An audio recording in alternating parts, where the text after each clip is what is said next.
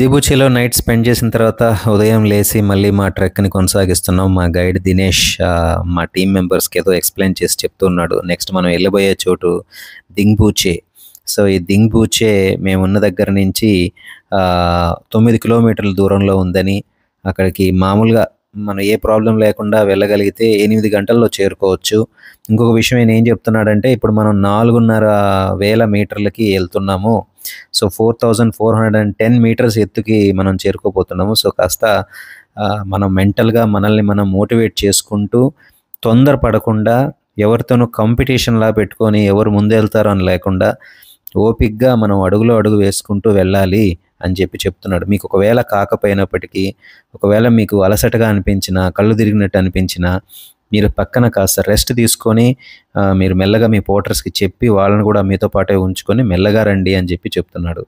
So ఇప్పుడు మేము వెళ్ళబోయే చోటు మైనస్ టెంపరేచర్లోకి వెళ్ళిపోతాం. మేము ఆల్మోస్ట్ -10 కంటే తక్కువ టెంపరేచర్స్కి ఇప్పుడు మేము వెళ్ళే చోటు. దీని గురించి అసలు నేను ఖచ్చితంగా మీకు చెప్పాలి. చూడండి లోయ ఎంత లోతులో ఉందో అక్కడి నుంచి. ఇదంతా దూద్కోషి నది. దూద్కోషి రివర్కి మీకు చెప్పాను కదా ఇంతకుముందే. సో ఈ దేబూచే నుంచి దింగ్బూచికి వెళ్ళేటువంటి ట్రెక్ మాత్రం మోస్ట్ సీనిక్ అని చెప్పచ్చు. So alpine forest, river side walking, ఈ చుట్టుపక్కల ఇలాంటి హార్సెస్ అంటే మనకి వైల్డ్ లైఫ్ని మనం ఎంజాయ్ చేస్తూ వెళ్ళొచ్చు. ఇవన్నీ వైల్డ్ హార్సెస్, జస్ట్ అట్లా వదిలేస్తున్నారు. అవి తిరుగుతూ ఉన్నాయి ఇక్కడ ఈ కొండల మధ్యలో. ఇక్కడ వెళ్తూ ఉంటే నా దగ్గరికి కుక్క పిల్ల ఒకటి వచ్చి చేరింది. సో సరదాగా నాకు బోర్ కొట్టకుండా నాతో పాటు కంపానియన్ లాగా పక్కన నడుస్తూ వస్తుంది అనమాట. సో దింగ్బూచే చేరుకోవడానికి మేము ఇందాక చెప్పినట్టు 10 కిలోమీటర్లు నడవాల్సి వస్తుంది. ప్లస్ ఎలివేషన్ గెయిన్లో చూస్తే 600 మీటర్లు ఎలివేషన్ గెయిన్ చేస్తున్నాం మేము. ఎందుకంటే ఇప్పుడు దేబూచే లోతట్టు ప్రాంతం అని చెప్పాను కదా, అది దగ్గర 3800 మీటర్ల ఎత్తులో ఉంటే, మేము ఇప్పుడు వెళ్ళబోయే ప్లేస్ 4400 మీటర్ల ఎత్తుకి చేరుకోబోతున్నాం. ఇక్కడ చూడండి ఇంకొక రిస్కీ రోడ్. ఇది ఎంత రిస్కీ అంటే ఇంకా నేను మీకు వీడియోలో మీకు అర్థమవుతుందో లేదో కానీ చాలా రిస్కీనే అండి. అసలు ఒక్క అడుగు అటు ఇటుగా పడిందంటే కూడా చాలా చాలా ప్రాబ్లం అయిపోతుంది ఆ తర్వాత. సో దగ్గర 6 అవర్స్లో చేరుకోవచ్చు అని గైడ్ చెప్తున్నాడు. మా గైడ్ మాతో పాటే వస్తూ ఉంటాడనమాట. ఆయన చాలా ఫాస్ట్గా నడుస్తారు. వాళ్ళ స్పీడ్ని మ్యాచ్ చేయాలంటే ఎవరి తరం కాదు, గాలి వేగంతో వెళ్ళిపోతారు వాళ్ళు. సో ఆ విధంగా మేము వెళ్తూ ముందుకు సాగుతూ ఉన్నాం మా ప్రయాణం. వెళ్ళే దారిలో ఇంకా లంచ్ టైం వచ్చేసింది. ఇంక ఇక్కడ దగ్గరలో ఏదో ఒక మారుమూల అడవి మధ్యలో ఒక హోటల్ని ఏదో ఆయన మా గైడ్ ఏదో మాట్లాడారంట. సో అక్కడే లంచ్ చేసుకొని వెళ్ళాలి. ఇంక ఇక్కడి నుంచి అండి లంచ్ కానీ మాకు దొరికే ఫుడ్ చాలా క్వాలిటీ అనేది తక్కువ ఉంటుంది. ఆప్షన్స్ అయితే అసలు ఏమి ఉండవు. అక్కడ ఏది ఉంటే అది తినాలి. ఇక్కడ మామూలుగా ఈ హై ఆల్టిట్యూడ్లో అంటే ఇప్పుడు మేమున్న దగ్గర 4000 మీటర్లు అనుకోండి ఉతారుగా చూస్తే. సో ఇక్కడ అలాంటి ఎత్తుల్లో మనకు ఆకలి లేదండి, సరిగా ఆకలేదు. ఇక్కడ ఫుడ్ సహించదు. మీరు ఎంత టేస్టీగా చేసినా మీకు ఆ టేస్ట్ మీకు అర్థం కాదు, మీకు అసలు అది రుచించదు. ఆ విధంగా ఇక్కడ దాల్ బాత్ అని ఒక డిష్ ఉంది. అంటే మనకి దగ్గరగా ఉంటుంది, రైస్ పప్పు ఇలాంటి డిష్ అనమాట అది. సో మేము మ్యాక్సిమం దాన్నే తీసుకున్నాం. అంటే కొద్దిగా తెలిసిన వస్తువులాగా, తెలిసిన వంటకంలాగా అనిపించింది. సో మా ఫ్రెండ్ యోహాన్ చూసారంటే ఆ సూట్లోనే వచ్చాడు ఇంత దూరం. మరి ఆ సూట్ని వేసుకొనే ఉన్నాడు. మా గైడ్ వచ్చి అందరికీ ఏదో ఇక్కడ లెమన్ హనీ అని చెప్పాను కదా, ఈ లెమన్ హనీ మాకు ఔషధం, మహా ఔషధం.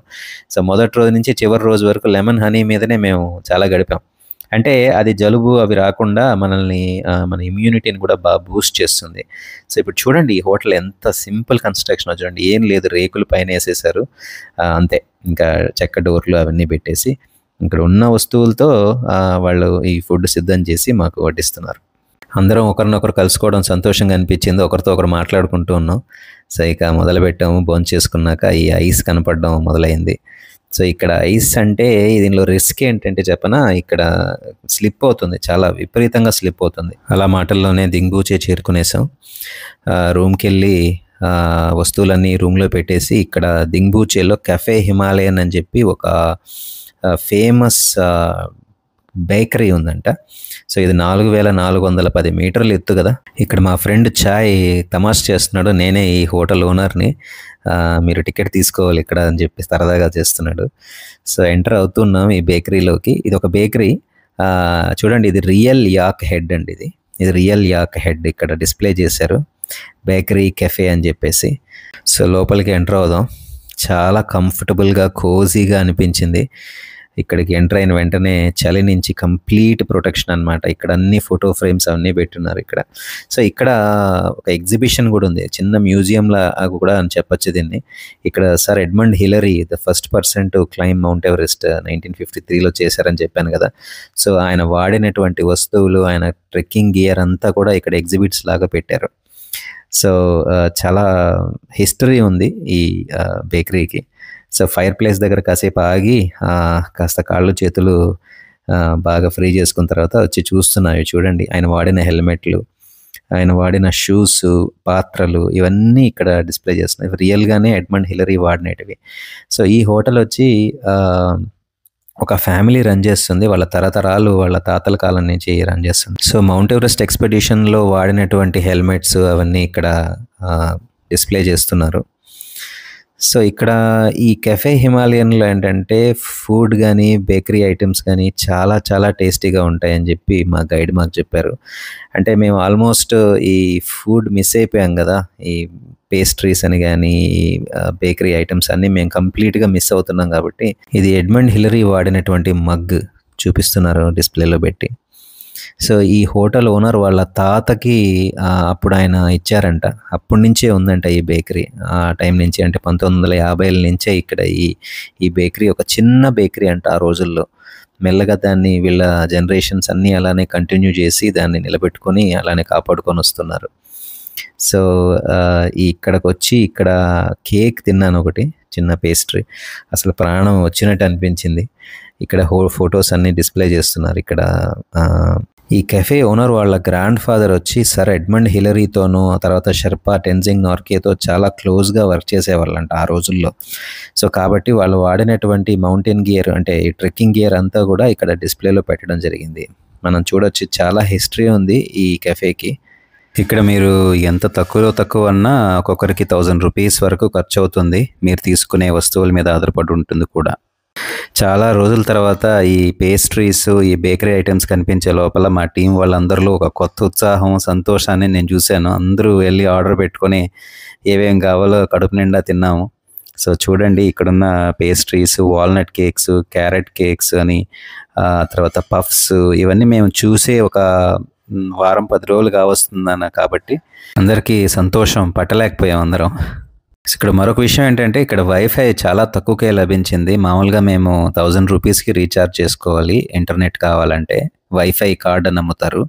సో అది 1000 రూపీస్, 1500 రూపీస్ కూడా పే చేసాం మేము. కానీ ఇక్కడ కాంప్లిమెంటరీగా బిల్ చేస్తే 100 రూపీస్కే వీళ్ళు వైఫై యాక్సెస్ అనేది ప్రొవైడ్ చేస్తున్నారు. అంటే ఇక్కడ ఉన్నంతసేపు వైఫై వాడుకోవచ్చు, ఎంతసేపు అయినా ఉండొచ్చు కూడా. సో చాలా హైజీనిక్గా, శానిటైజేషన్ అంతా కూడా చాలా బాగుంది. ఇక ఈ దింగ్బూచే నుంచి లోబూచే అనే ప్రాంతానికి మా ప్రయాణం మొదలైంది. లోబూచే దగ్గర 5000 మీటర్ల ఎత్తు, 4930 ఎగ్జాక్ట్గా చెప్పాలంటే. సో ఇక్కడి నుంచి 8 గంటలు పడుతుంది నడకన. సో ట్రెక్ చేయడానికి సిద్ధమైపోయాము. మేము లోబూచే చేరుకునే సమయానికంతా 530 మీటర్ల ఎలివేషన్ గెయిన్ చేస్తాము. అంటే ఎత్తుకెళ్తున్నాం అని అర్థం. 8 కిలోమీటర్లు ప్రయాణించాలి. సో మోడరేట్ పేస్లో బ్రేక్స్ తీసుకుంటూ వెళ్ళినప్పటికీ కూడా 8 గంటలు పట్టచ్చు అని అనుకుంటున్నాను. సో గ్రాడ్యువల్గా ఇది మిట్ట మొదలవుతుంది ఇక్కడి నుంచి. సో గ్లేసియర్స్ అనేవి కూడా మనం చూడడానికి వస్తుంది. ఇక్కడ చూసారంటే అందరూ కష్టపడుతున్నారు. మా ఫ్రెండ్ యోహాన్ ఐరన్ మ్యాన్ సూట్లోనే ఈ ఎత్తునంతా ఎక్కుతున్నాడు. చాలా గొప్ప విషయం అని చెప్పాలి. మా అందరిలోకి అత్యంత సాహసమైన యాత్ర చేసింది యోహాన్ అనే చెప్పడానికి నో డౌట్. సో ఇక్కడంతా చిన్న చిన్న ముళ్ళ కంపలు, రాళ్ళు ఎక్కువ. సో అక్కడక్కడ ఐస్ కూడా కట్టేసి ఉంటుంది. అడుగేసేటప్పుడు జాగ్రత్తగా అడుగేయడం అనేది మా గైడ్ అది పదే చెప్పాడు మాకు.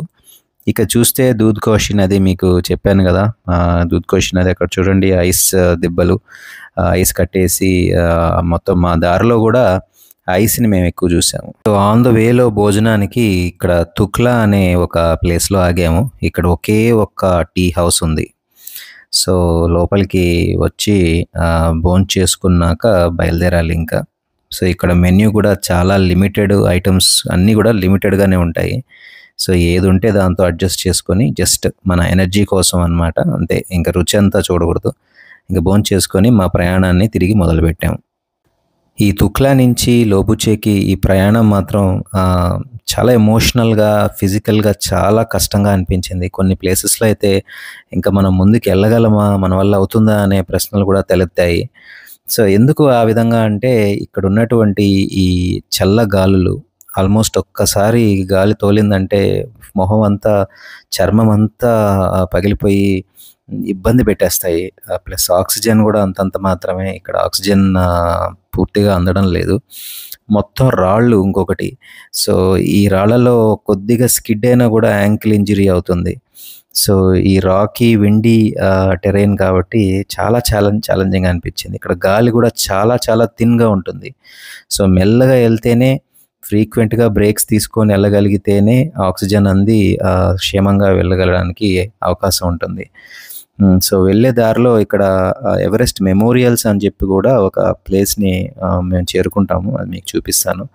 సో ఆ ప్లేస్ చాలా ఎమోషనల్గాను, ఇన్స్పైరింగ్గాను ఉంటుంది. అక్కడ ట్రిబ్యూట్స్ అన్నీ మనం చూడొచ్చు. మాలో మోటివేషన్ నింపడానికి ఇంకొక మాట మా గైడ్ చెప్పింది ఏంటంటే, రేపు ఈ సమయానికంతా మీరందరూ ఎవరెస్ట్ బేస్ క్యాంప్ చేరుకుంటారు, ఈ సమయానికంతా రేపు మీరందరూ బేస్ క్యాంప్ దగ్గర ఉంటారని చెప్పి విన్న వెంటనే మాలో ఒక ఉత్సాహం అనేది మళ్ళీ మొదలైంది. ఈ తుక్లా పాస్ ఎందుకు ఇంత కష్టం అంటున్నానంటే, ఇది అబ్రప్ట్గా స్టీప్ అవుతుంది. ఇక్కడి నుంచి ఒక్కసారిగా పైకి మిట్టలాగా తయారవుతుంది. కంటిన్యూస్గా ఎత్తు మాత్రమే, కంటిన్యూస్గా అప్హిల్ ట్రెక్ చేయాలి. ఇక్కడి నుంచి రెస్టింగ్ స్పాట్స్ కూడా చాలా తక్కువే. ఇక్కడ కూర్చోవడానికి చదరంగా ఉండేటువంటి రాళ్ళు కానీ ఏవి ఉండవు. సో కంటిన్యూస్గా నిలబడుకొనే ఉండాలి. ఆక్సిజన్ లెవెల్స్ కూడా దగ్గర 58% పడిపోవడం గమనిస్తాం ఇక్కడ. సో చాలా ఎగ్జర్షన్ వచ్చేస్తుంది, బ్రెత్లెస్నెస్, ఊపిరి ఆడకపోవడము, ఇలాంటివి అనమాట. అక్యూట్ మౌంటైన్ సిక్నెస్ అంటారు. హెడ్ఏక్ విపరీతంగా వచ్చేస్తుంది ఫస్ట్ సిమ్టము. హెడ్ఏక్తో పాటు నాజియా అంటే వామిటింగ్ వచ్చిన సెన్సేషను, డిజీనెస్, కళ్ళు తిరగడం లాంటిది. సో అలాంటి సిమ్టమ్స్ వల్ల ఇది ఒక ఎమోషనలీ ఇంటెన్స్ ట్రెక్ లోబుచే చేరుకోవే లోపల. ఈ తుక్లా పాస్ దగ్గర ఉన్నటువంటి ఈ ఎవరెస్ట్ మెమోరియల్స్ అనేవి చాలా ఎమోషనల్ మరియు సేక్రెడ్ ప్లేసెస్ అని చెప్పొచ్చు ఇక్కడ. సో ఎందుకు ఇక్కడ అంటే, ఇది ఒక ట్రిబ్యూట్ అనమాట. ఎవరైతే ఎవరెస్ట్ని క్లైమ్ చేయడానికి వచ్చి ఆ మార్గంలో కానీ, ఆ ప్రయత్నంలో కానీ ప్రాణాలు విడిచుంటారో వాళ్ళందరికీ ఇక్కడ ఒక మెమోరియల్స్ లాగా కట్టారు. సో ఎంతమంది ఈ ఎవరెస్ట్ పర్వతాన్ని అధిరోహించాలని శ్రమించి ఆ ప్రయత్నంలోనే ప్రాణాలు విడిచి ఇక్కడే ఈ లోయల్లోనే లయమైపోయారని చెప్పచ్చు. మా గైడ్ దినేష్ మాకు ఈ మెమోరియల్ గురించి కొన్ని విషయాలు అందరికీ చెప్తున్నాడు. ఆయన చెప్పేది ఏంటంటే, ఇక్కడ మౌంటైనియర్స్, ట్రెక్కర్సే కాకుండా ఈ షర్పాలు, గైడ్లు, పోర్టర్లు కూడా చాలామంది ప్రాణాలు విడిచారంట.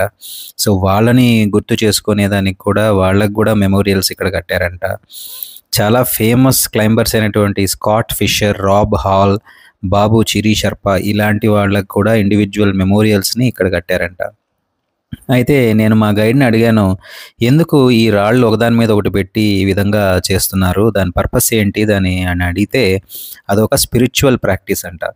ఈ బుద్ధిస్ట్ ట్రెడిషన్లో ఇలాగ రాళ్ళని ఒకదానిపైన ఒకటి ఇలా పేర్చడం అనేది వాళ్ళ రిమెంబరెన్స్ అనమాట. అంటే వాళ్ళ ఆత్మకి శాంతి కలుగుతుంది అని ఒక చెప్పడం లాంటిది అనమాట. ఇలా రాళ్ళు ఒకదాని మీద ఒకటి పేర్చడం ఏంటంటే, ఇలాగా చనిపోయిన వాళ్ళకి ఆత్మ శాంతించాలని మేము ప్రే చేస్తున్నాము, అలాగనే వాళ్ళకి మేము ఆ రెస్పెక్ట్ని కూడా చూపిస్తున్నామని చెప్పడం లాంటిది.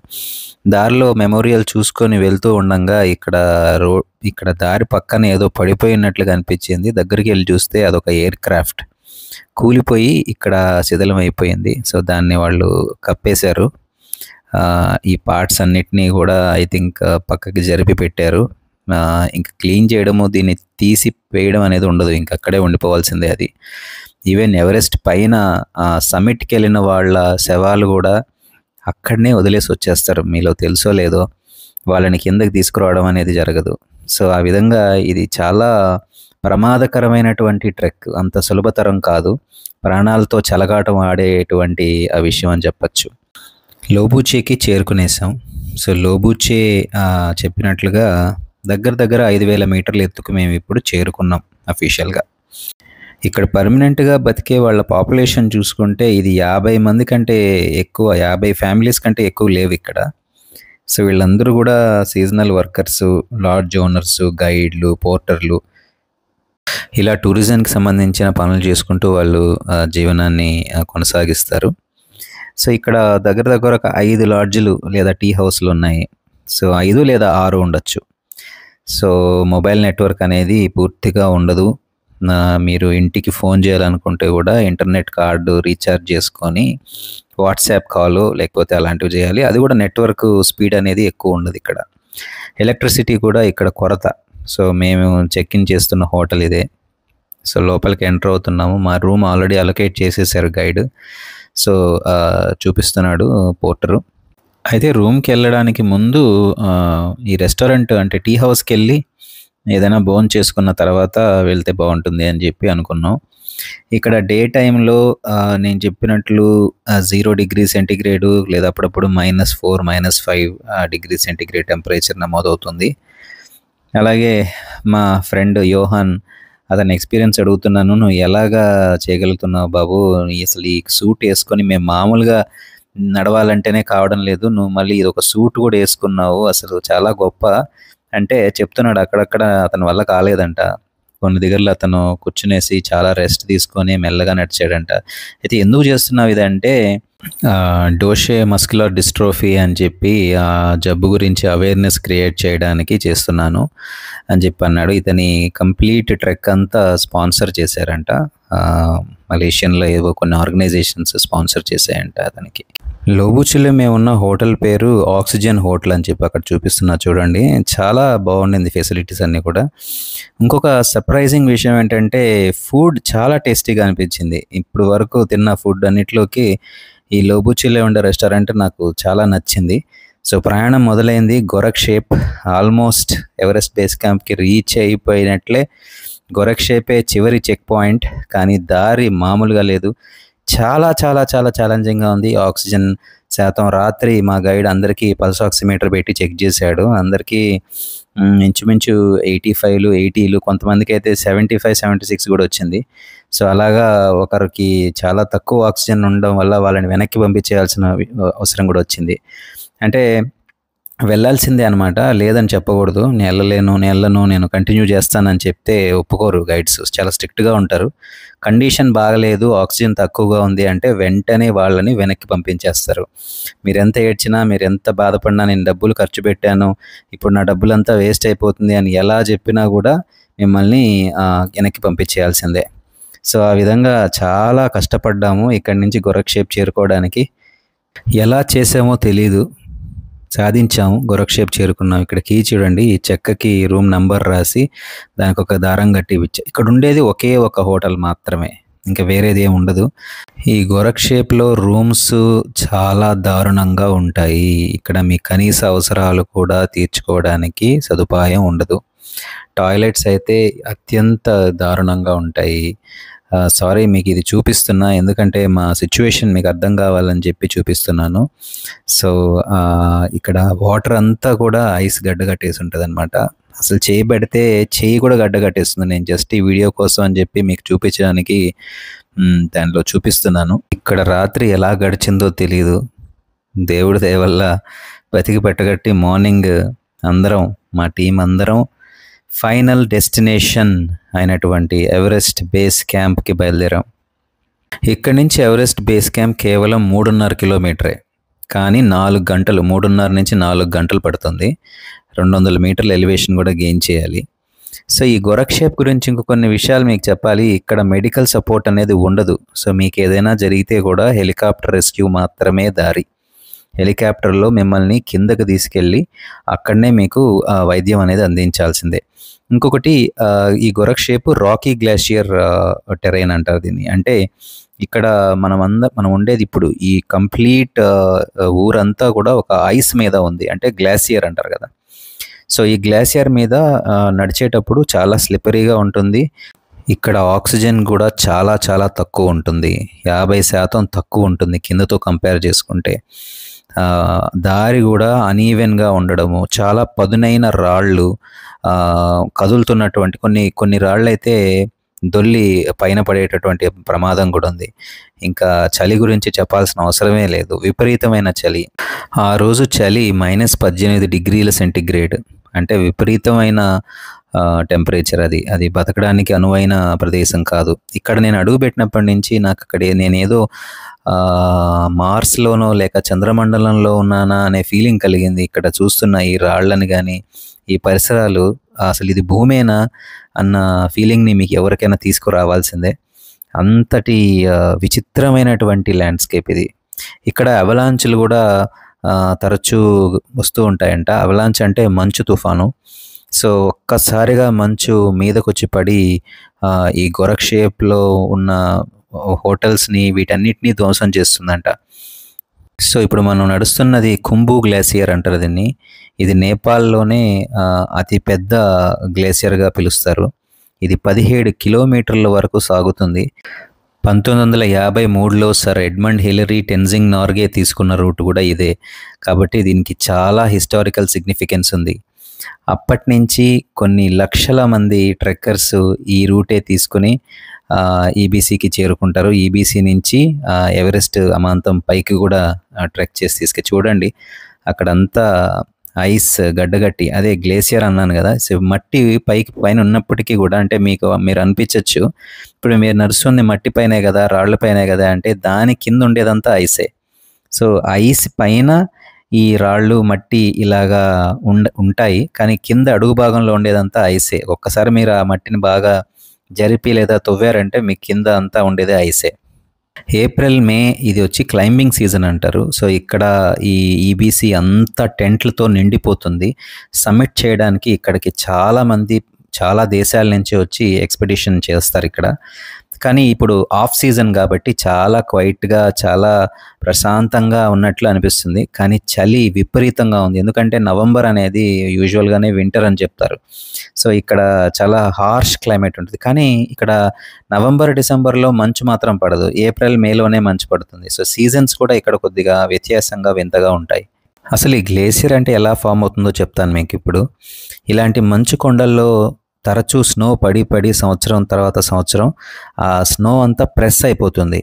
పాత స్నో కొత్త స్నో చేత కప్పబడిపోయి అలాగా లేయర్స్గా ఫామ్ అయిపోయి, ఆ లేయర్స్ అన్నీ ఒకదాంతో ఒకటి ప్రెస్ చేయబడతాయి టైట్గా. కాలక్రమేపీ ఆ స్నో అంతా ఐస్ లాగా ఫామ్ అయిపోతుంది. ఆ ప్రెషర్ చేంజెస్ వల్ల ఆ స్నో ఒక సాలిడ్ హెవీ ఐస్ లాగా తయారవుతుంది. దాన్నే గ్లేసియర్స్ అంటాము. ఈ ఐస్ మూవ్ అవ్వడం కూడా జరుగుతుంది. ఈ కుంబు గ్లేషియర్ భూమి మీదే అత్యంత సుందరమైన ప్లేస్ అని చెప్పడంలో ఎటువంటి డౌట్ లేదు. ఇక్కడ కేవలం 50% ఆక్సిజన్ మాత్రమే లభిస్తుంది. ఒక 2-3 అడుగులకే అలసట, కదలలేకపోవడం, ముందుకు వెళ్ళలేకపోవడం, ఇలాంటి సిమ్టమ్స్ అన్నీ మేము ఫేస్ చేసాం. ఇక్కడ ఎటువంటి చెట్లు నేను చూడలేదు, ఎటువంటి మొక్కల్ని నేను చూడలేదు, ఎందుకంటే ఇది చాలా హార్ష్ అండ్ ఎక్స్ట్రీమ్ క్లైమేట్ కాబట్టి. ఇక వైల్డ్ లైఫ్ విషయానికి వస్తే ఇక్కడ కొన్ని బర్డ్స్, ఆ తర్వాత యాక్స్ మాత్రమే చూశాను. హిమాలయన్ స్నోకాక్ అనే బర్డ్ ఇక్కడ ఈ రాళ్ల మధ్యలో ఇక్కడ నివసిస్తుంది. ఉష్ణోగ్రత అయితే దగ్గర -20 డిగ్రీ సెంటిగ్రేడ్ వరకు పడిపోతుందంట కొన్ని సమయాల్లో. సో జాగ్రత్తగా అడుగు వేసుకుంటూ వెళ్తున్నాం ఇద్దరం. ఇంకా ఆల్మోస్ట్ దగ్గరికి వచ్చేసాం, ఇంకొక కిలోమీటర్ మాత్రమే ఉంది గమ్యం చేరుకోవడానికి. ఇక పుష్ చేసుకోవాలి వల్ల కాకపోయినప్పటికీ కూడా. ప్రతి అడుగు చాలా బరువుగా అనిపించింది, ఊపిరి తీసుకోవడం చాలా కష్టమైపోయింది. కానీ మనసులో మాత్రం ఒకే ఒక మాట, ముందుకే వెళ్ళాలి అని చెప్పి. దేహం అలసిపోయినప్పటికీ కూడా మనసు మాత్రం ఖచ్చితంగా గమ్యాన్ని చేరుకోవాలి, ఎవరెస్ట్ బేస్ క్యాంప్ని మేము ఖచ్చితంగా చేరుకుంటాము అనేటువంటి కాన్ఫిడెన్స్ అనేది మాలో నింపుకున్నాం. సో ఇది ఫిజికల్గా అయితే శరీరానికి చాలా కఠినమైన పరీక్ష.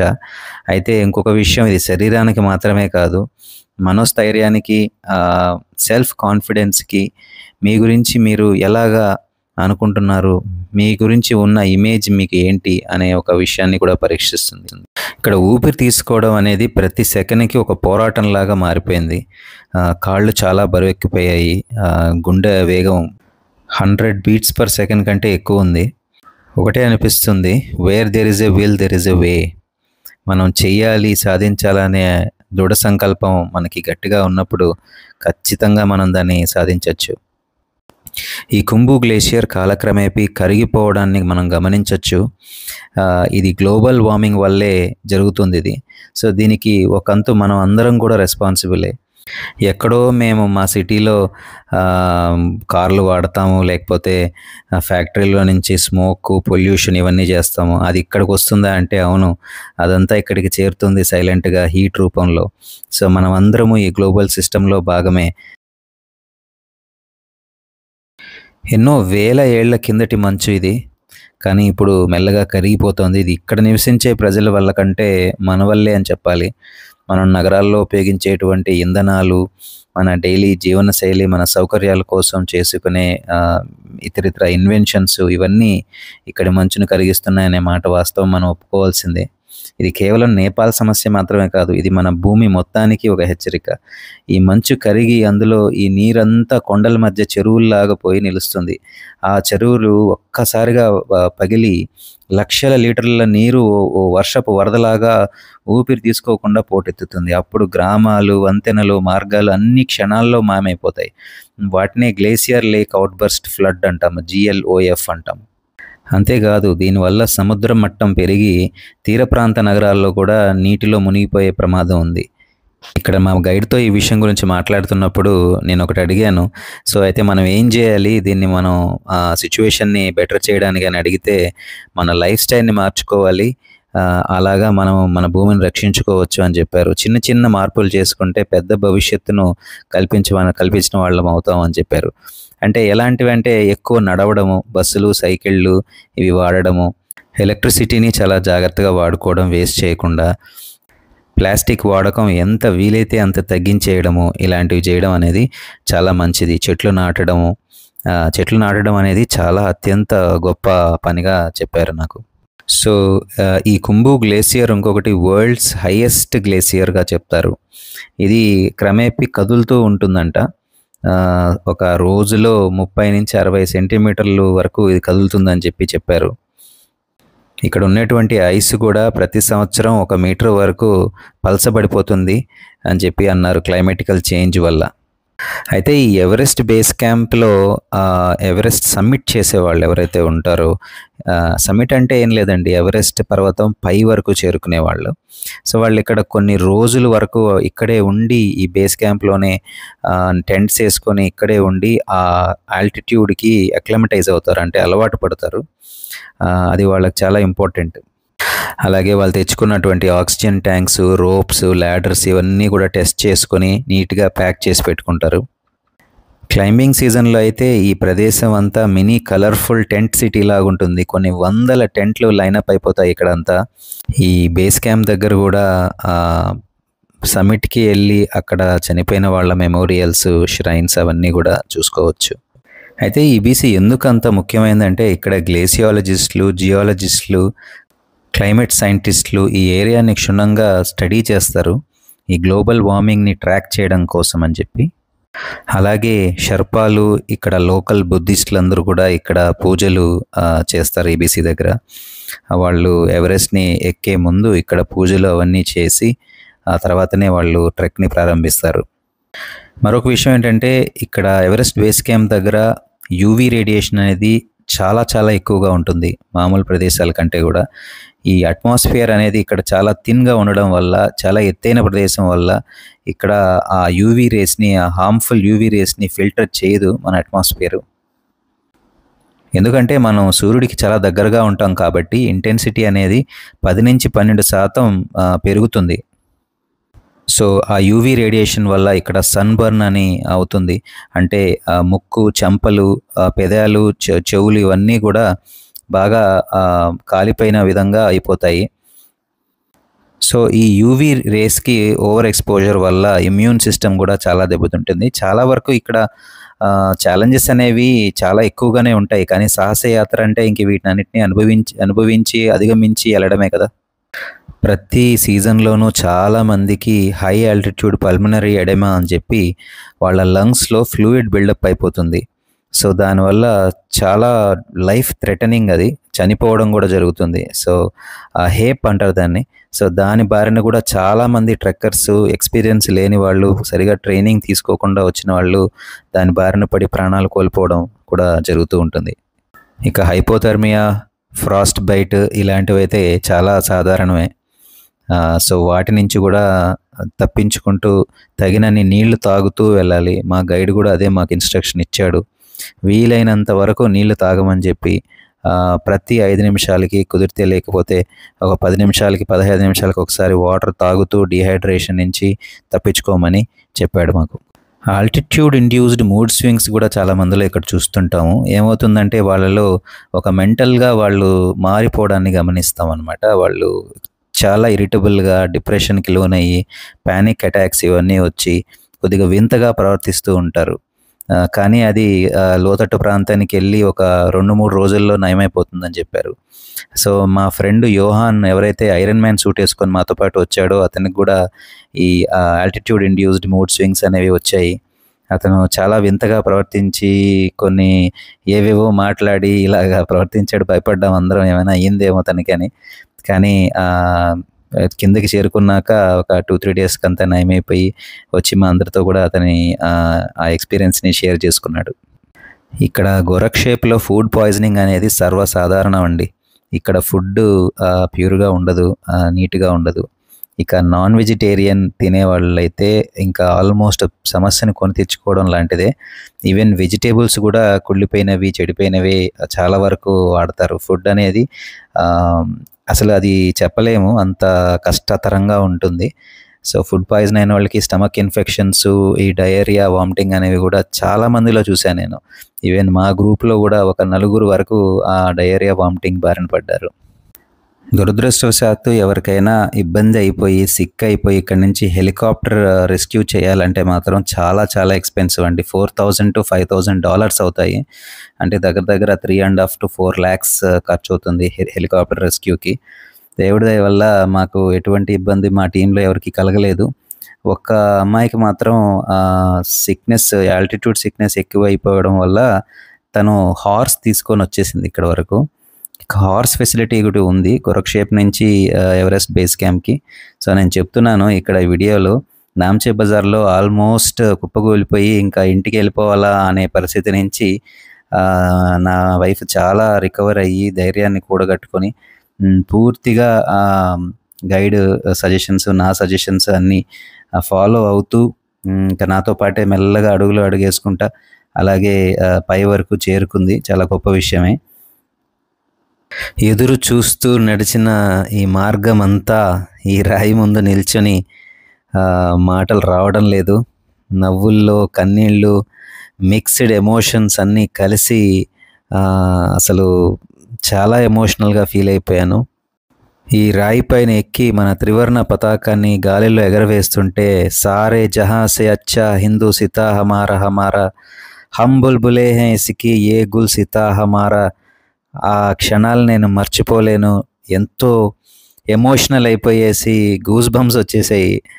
అందరూ వచ్చారు అక్కడ, చుట్టుపక్కల ట్రెక్కర్స్ వాళ్ళ దేశాల ఫ్లాగ్స్ని తీసుకుని నిలబడుతున్నారు. కానీ నేను అరిచిన జై హింద్ అనే అరుపు అందరినీ ఒక్కసారి నా వైపు చూశారు. అందరూ అక్కడున్న ఎవరైనా ఇండియన్స్ ఉంటే అందరూ కూడా అటెన్షన్లోకి వచ్చేసి నాతో పాటు వాళ్ళు కూడా జై హింద్ నినాదాన్ని చేశారు. ఈ కనపడుతున్న ఎవరెస్ట్ బేస్ క్యాంప్ 5364 meters అని చెప్పే రాయే ఇదే ఫైనల్ మైల్ స్టోన్ అండి. ఇక్కడికి చేరుకునేసామని గెలుపుకి ఒక సింబల్ అండి ఇది. ఫోటో, ఈ రాయి ఫోటో తీసుకొని ఇక్కడ నిలబడి వాళ్ళ దేశ గౌరవాన్ని చాటి చెప్పుకుంటూ ఉంటారు.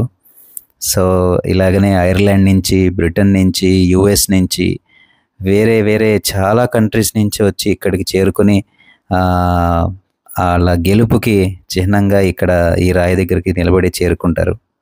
కానీ ఆశ్చర్యం ఏంటంటే ఎవరెస్ట్ బేస్ క్యాంప్ దగ్గర నుంచి ఎవరెస్ట్ అంత క్లియర్గా కనిపించదండి.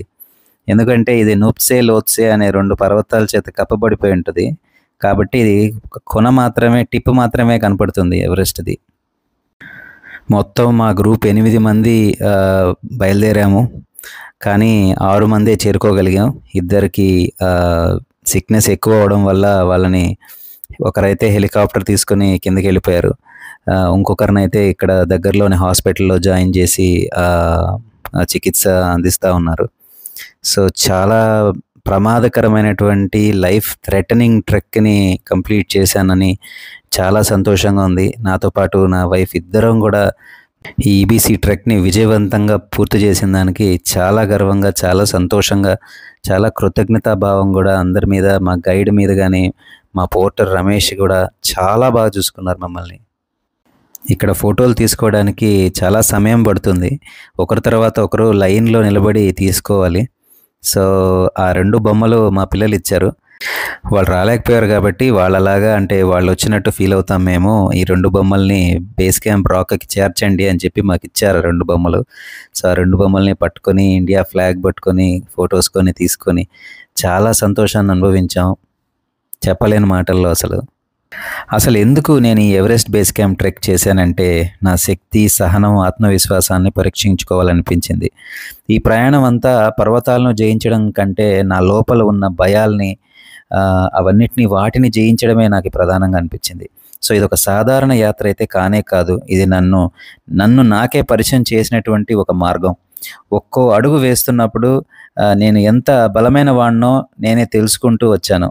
సో నా ప్రయత్నం ద్వారా నేను చెప్పదలుకున్న సందేశం ఏమిటంటే, మీరు ఎవరైనా సరే, మీరు ఎక్కడి నుంచి మొదలుపెట్టినా, మీ వయసు ఎంతైనా, మీ కలల్ని సాధించగలిగే శక్తి మీలో ఉంది. భయపడకండి, మొదటి అడుగు వేయండి. ఈ ఎవరెస్ట్ బేస్ క్యాంప్ ఎక్కడంటే అది పర్వతాల మధ్య ఉంది, కానీ అది చేరేది మన హృదయాల లోతుల్లోంచి మొదలయ్యే ప్రయాణంతోనే. సో మొదటి అడుగు వేయండి, మిగిలినవన్నీ జరుగుతాయి ఒకదాని తర్వాత ఒకటి. ఇదే నా సందేశం, మీకు అందరికీ నేను ఇవ్వాలనుకున్న సందేశం. అక్కడ కనిపిస్తుంది చూడండి టిప్, అది మౌంట్ ఎవరెస్ట్ టిప్. సో అది మోస్ట్ ఆఫ్ ద టైం అది ఈ మేఘాల చేత కప్పబడిపోయి ఉంటుంది కాబట్టి అది కనిపించదు. మా ఫ్రెండ్ యోహాన్ కూడా వాళ్ళ స్పాన్సర్స్ ఇచ్చిన ప్లకార్డ్స్ అన్నిటినీ ఒకదాని తర్వాత ఒకటి పట్టుకొని ఫోటోలు తీసుకుంటూ ఉన్నాడు. మేమందరం అతనికి ఎంత సమయం కావాలో అంత ఇచ్చాము. అతను ఫొటోస్ అన్నీ తీసుకునేంత వరకు అతని కోసం వెయిట్ చేశాం కూడా. ఎందుకంటే అతను ఒక నోబుల్ కాజ్ కోసము, ఒక రీజన్ కోసము చేస్తున్నాడు. సో కాబట్టి మేమందరం అతన్ని చాలా ప్రోత్సహించి మా వీలైనంత వరకు అతనికి మేము సపోర్ట్ కూడా చేశాము. ఇక్కడ బేస్ క్యాంప్ దగ్గర పునీత్ రాజ్ కుమార్ గారి ఫోటో కూడా పెట్టి వాళ్ళ ఫ్యాన్స్ ఇక్కడ ఆయనకి ఒక మెమోరియల్ లాగా పెట్టారు. సరైన ట్రైనింగ్ గైడ్స్ ఇవి లేకుండా ఇక్కడికి వచ్చి మిస్ అయిపోయిన వాళ్ళు చాలామందే ఉన్నారు. వాళ్ళ బాడీస్ కూడా దొరకలేదు, వాళ్ళని ఎవ్వరూ ఇంకా కనిపెట్టడం కూడా కష్టమే. సో ఇలాగా ప్లకార్డులు పెడుతూ ఉంటారు అక్కడక్కడ. మా ఎవరెస్ట్ సాహసయాత్ర ఈటీవీ వాళ్ళు కూడా యువ ప్రోగ్రాంలో కవర్ చేశారు. చాలా సంతోషం అనిపించింది. 5364 మీటర్ల ఎత్తులోని ఎవరెస్ట్ బేస్ క్యాంప్ చేరుకుని జాతీయ జెండా రెప్రపలాడించారు. ఇప్పుడు మేము వెళ్ళిన ఎవరెస్ట్ బేస్ క్యాంప్ 5364 మీటర్ల ఎత్తులో ఉంది. అంటే ఎవరెస్ట్ పర్వతానికి అడుగు భాగం వరకు మేము చేరుకునేసాం సక్సెస్. అలాగే ఆంధ్రజ్యోతి న్యూస్ పేపర్లో కూడా ఈ న్యూస్ని కవర్ చేయడం చాలా సంతోషంగా అనిపించింది. మా ఈ సాహసయాత్ర మీ అందరికీ నచ్చిందని ఆశిస్తున్నాను. ఈ వీడియోను కూడా ఇంతకుముందు వీడియోలాగా లైక్, షేర్ చేస్తారని ఆశిస్తున్నాను. అలాగే ఛానల్కి సబ్స్క్రైబ్ చేసుకుంటారని కూడా ఆశిస్తున్నాను. మీరు సబ్స్క్రైబ్ చేసుకోవడం వల్ల నాకు చాలా సపోర్ట్ చేసిన వాళ్ళు అవుతారు. జై హింద్.